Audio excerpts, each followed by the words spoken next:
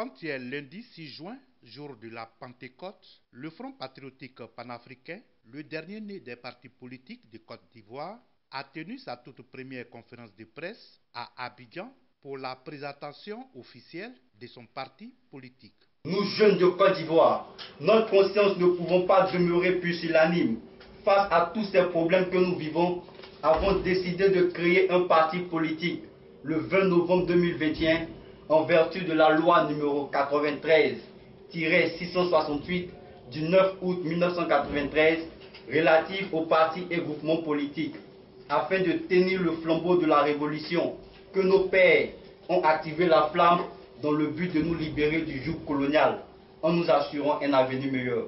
Ce parti se nomme Front patriotique panafricain, en abrégé FPP. Ce parti politique créé par des étudiants dont l'âge varie autour de 21 ans veut promouvoir le panafricanisme dans l'optique de mener avec les autres peuples d'Afrique le combat pour l'indépendance politique, économique, éducative, culturelle, spirituelle, mais aussi et surtout mener le combat des États-Unis d'Afrique prôné par l'ancien guide libyen Muammar Kadhafi. Le FPP a décidé d'opter pour une ligne idéologique notamment socialiste, panafricaine et anti-impérialiste.